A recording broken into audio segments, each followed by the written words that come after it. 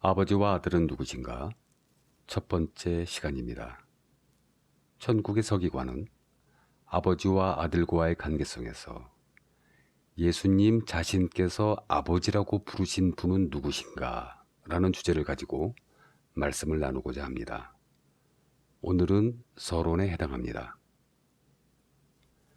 이 시간을 통하여 아버지에 위치하신 하나님, 성부 하나님은 누구신지, 아들에 위치하신 하나님, 성자 하나님은 누구신지, 그리고 성부, 성자 하나님은 확실히 두 분이신지, 한 분 같은 두 분이신지, 두 분 같은 한 분이신지, 아니면 홀로 한 분이신지에 대하여 나누고자 합니다. 직접 대면하여 나누어도 모자랄 부분을 유튜브라는 지면 속에서 말씀드리는 것이 안타깝지만 또다시 생각해보면 혼자 조용한 시간 가운데에 보면서 묵상하시기에는 이만한 공간도 없다는 생각에 위로를 얻습니다. 성령 하나님에 대한 부분은 아버지와 아들과의 신비한 관계가 드러나면 저절로 해결될 부분이라고 생각하며 시작합니다. 그리 오랜 시간이 아닌 언젠가 교회 내에서 성경 공부를 하면서 예수님과 함께 십자가에 매달린 강도에 대하여 예수님께서 하신 말씀으로 토론을 한 경험이 있습니다. 누가복음 23장 43절입니다. 예수께서 이르시되 내가 진실로 네게 이르노니 오늘 네가 나와 함께 낙원에 있으리라 하시니라. 토론의 시작은 이러한 질문에서 비롯되었습니다. 예수님은 십자가에서 돌아가신 후 사흘 만에 부활하시고 승천하시기까지 40여일 동안 이 땅에 머무르셨는데 어떻게 강도와 함께 오늘 낙원에 있으리라고 말씀하실 수 있는가 였습니다. 여러 가지 의견들이 쏟아졌지만 다수의 견해는 예수님은 인간이시지만 또한 100% 신성을 가지신 분이시기에 그분의 의지대로 강도를 낙원에 데려다 놓고 내려오실 수도 있다는 의견이었습니다. 그 당시에는 하나님으로서 예수님의 신성을 높이는 견해라 하여 많은 사람이 그러실 수도 있다는 것에 공감하였습니다. 그러나 이러한 견해는 예수님의 신성을 극대화하는 의견이긴 하지만 예수님의 100% 인성을 부정하는 아폴리나리아니즘, 즉 예수님은 육체와 혼은 100% 인간이시지만 예수님의 영은 인간의 영이 아니라 하나님의 영이기 때문에 십자가에서 돌아가심과 동시에 그분의 영은 하늘로 바로 올라가셨다는 단성론의 이단 논리와 유사하였습니다. 그때는 몰랐습니다. 또 하나의 의견은 그럴듯하면서도 동의하기 어려운, 아니 몰라서도 동의하기 어려운 내용이었는데 헬라어를 아시는 장로교 신학대학 출신의 전도사님이 이러한 식자적 견해를 내놓았습니다. 누가복음 23장 43절에서 헬라어 문법상 오늘을 내가 진실로 내게 이르노니 앞으로 이동시켜도 틀리다 할 수 없다는 것입니다. 그러면 이렇게 됩니다. 오늘 내가 진실로 내게 이르노니 내가 나와 함께 낙원에 있으리라. 완벽해 보였습니다. 이렇게 해석하면 예수님의 100% 인성과 동시에 100% 신성에 대한 부정도 없이 거짓말하지 아니하시는 예수님의 선하심을 손상 없이 드러내 보일 수 있었습니다. 그러나 나중에 헬라어 성경을 보니 한 군데를 제외하고 모두 오늘, 투데이 앞에 쉼표가 위치하여 있었고 제시해드린 영문 성경들도 모두 투데이 앞에 쉼표가 동일하게 위치해 그 설득력을 유지할 수 없었습니다. 결국에는 의도하지 않게 무지로 인하여 한동안 모두 예수님의 100% 인성 부분에 대하여 부정하는 아폴리나리우스 주의자로 남게 되었습니다. 물론 그것이 이단의 이론이라는 것을 나중에 알게 되었지만 말입니다. 이러한 토론도 해본 경험이 있습니다. 성자 하나님이신 예수님께서 이 땅에 오셨으면 그러면 하늘에는 성부 하나님과 성령 하나님만 계시는 것이냐? 너무나도 쉽게 그렇다는 결론에 모두 동의했습니다. 상식적으로도 그러해 보였기 때문입니다. 그리고 하늘에는 보좌가 있는데 성부 하나님, 성자 하나님, 성령 하나님 이렇게 세 분의 보좌, 즉 세 개의 보좌가 있는 것이냐? 사도행전 7장 55절입니다. 스데반의 말을 읽어보면 인자가 하나님 우편에 서신 것을 보노라 한데 이렇게 기록되어 있으니 성자 하나님이신 예수님의 보좌는 없는 거 아니냐? 아니다. 골로새서 3장 1절에서 그리스도께서 하나님 우편에 앉아 계시느니라 이렇게 기록되어 있으니 예수님도 앉아 계신 보좌도 있다. 그러므로 보좌는 모두 공평하게 세 개가 있다. 그런데 성경에서 하나님께서 앉으시는 보좌는 항상 보좌, 단수, 즉 한 개의 보좌로만 나오느냐? 성부 하나님만 보좌가 있고 성자 하나님과 성령 하나님의 보좌는 없는 거 아니냐? 그러자 정말 기발한 아이디어가 나옵니다.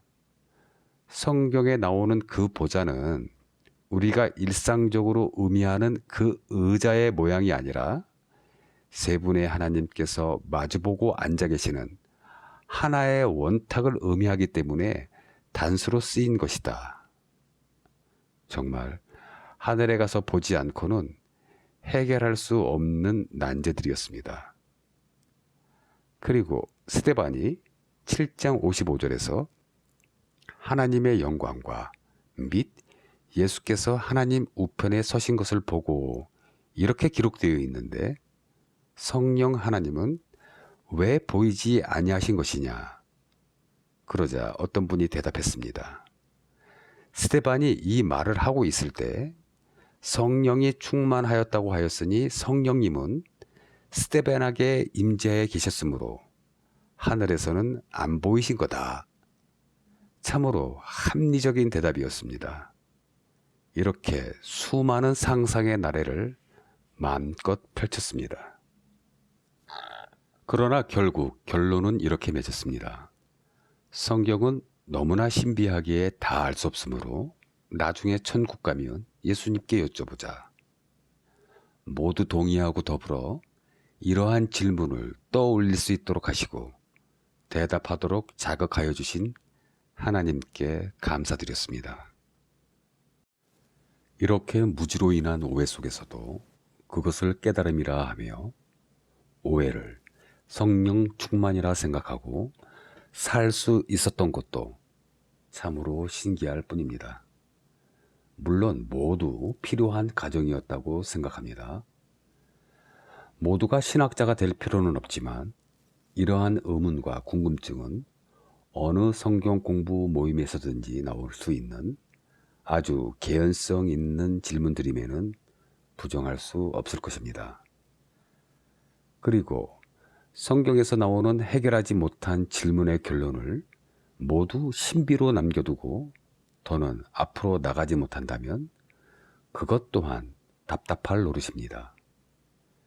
이해 없는 신앙이 믿음의 굳건함을 늘 부셔뜨려 왔기 때문입니다. 역사적인 측면에서도 말입니다. 잠시 성경적 관점에서 신비라는 말에 대하여서도 이해를 나누고자 합니다. 한글 성경에서 비밀이라고 번역된 미스테리는 신비로 번역되어야 옳습니다. 비밀은 세크릿입니다. 그 뜻도 이렇게 다릅니다. 비밀은 껍데기가 깨지면 그 속에 무엇이 있었는지 바로 알게 되는 단순함에 기초하지만, 신비는 그 속이 들여다보여도 그것이 무엇인지 이해할 수 없는 계시의 축복 영역이기 때문입니다. 하나님의 신비는 그분의 선택된 자녀들에게는 더는 신비로 남아있는 것이 아니라 역사적 사실로 증명, 전환되어 있어 확실한 이해력의 테두리 안에 존재하게끔 은혜를 받습니다. 종교적 수행 뒤에 오는 깨달음, enlightenment, 반야와는 분명한 차이가 있습니다. 그래서 드러난 신비는 이제 신비가 아닙니다.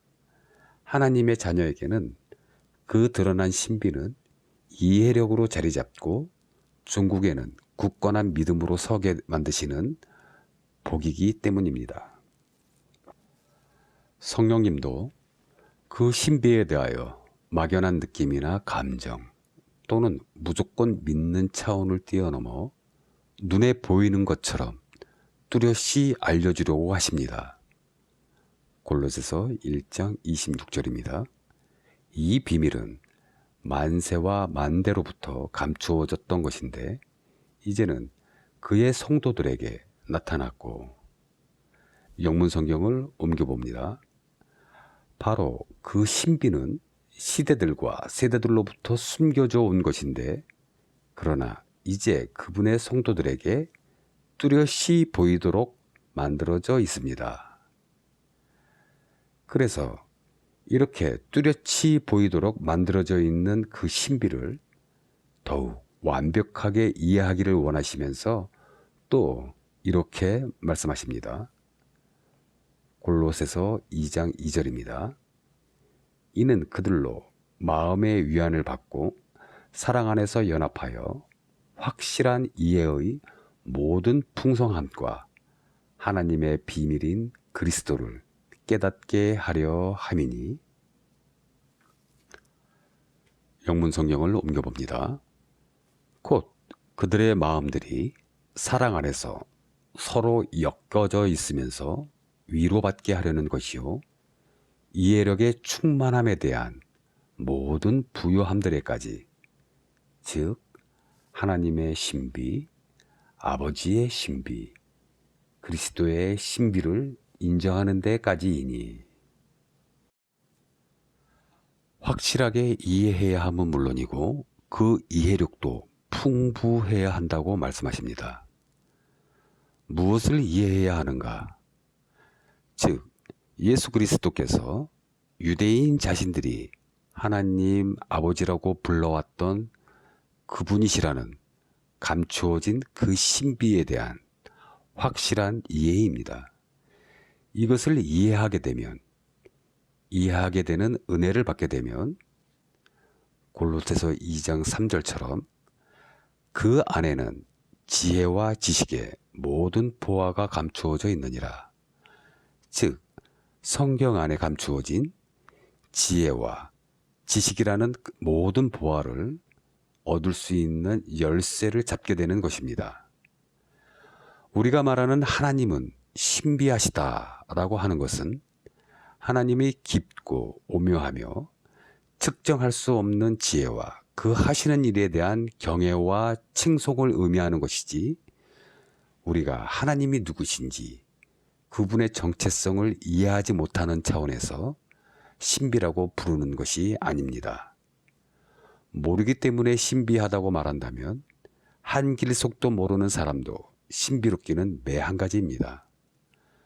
우리는 아무리 노력해도 이해하지 못하는 것이 신비롭기 때문이라고 생각하는 경우가 있는데, 그것은 단지 우리가 당장 이해하지 못하는 현실적인 한계성의 문제로 남아있어서 그러한 것입니다. 물론 우리는 앞으로 일어날 일에 대하여 알 수도 없는데, 그것도 미래의 일들이 신비로워서가 아니라 우리가 단지 피조물의 한계성을 지니고 있기 때문에도 그러한 것입니다. 우리가 하나님에 대하여 그분이 너무 신비로우심으로 하나님을 온전히 알 수 없다고 주장하는 것은 하나님의 뜻이 아니라 사탄이 유인하는 신비에 근거와 이해 없는 신비감을 가지고 마음이 더 쏠리기 때문입니다. 요한계시록 17장 5절입니다. 그의 이마에 이름이 기록되었으니 비밀이라, 큰 바벨론이라, 땅의 음녀들과 가증한 것들의 어미라 하였더라. 영문 성경을 옮겨봅니다. 그리고 그녀의 이마에 이름이 쓰여져 있으니 신비, 위대한 바빌론, 음녀들과 땅의 가증스러운 것들의 어미라. 바벨론의 음녀는 자신을 신비 또는 신비주의로 무장하며 우리의 믿음과 신학에 그 신비를 덧입힙니다. 그리고 우리의 하나님을 신비로우심으로 포장합니다. 그 까닭은 믿는 자들이 하나님을 온전히 알기를 두려워하기 때문입니다. 이에 더하여 우리 자신도 하나님을 이해한다고 말하면 불경한 것처럼 인식하는 경우가 있습니다. 이것도 사탄이 그분에게 신비를 씌워 하나님을 알 수 없고 이해하지 못하는 존재로 둔갑시키려 하기 때문입니다. 그래서 우리도 신비로우신 하나님 하면 마치 하나님을 더욱 높여드리는 것처럼 여깁니다. 그러나 영원히 신비로운 존재로 남기를 원하시는 것은 우리 하나님의 뜻이 아니십니다. 신비는 바벨론 음녀의 단골 메뉴입니다. 우리가 하나님의 신비 또는 하나님을 이해한다는 것은 하나님 되시는 예수님의 정체성, 신분을 이해한다는 것입니다. 예수님의 정체성, 즉 예수님께서는 도대체 누구신가? 그분께서, 하나님이신 예수님께서 우리의 아버지이시며 창조주이시며 역사의 주관자이시며 육체를 입고 이 땅에 오신 여호와 하나님이시다는 것을 분명히 알고 이해하는 것입니다. 그러면 이것으로 족합니다. 나머지는 하나님의 영역입니다. 그리고 믿지 아니하는 자들이 도저히 이해하지 못할 하나님의 신비 중에 하나가 있는데 그것이 바로 무소부재의 능력이십니다. 이 무소부재를 이해하고 나면 바로 성부 하나님과 성자 하나님의 관계성을 이해하는 기초가 마련됩니다. 다음 시간에 계속하여 하나님의 무소부재하심으로 찾아뵙겠습니다. 감사합니다.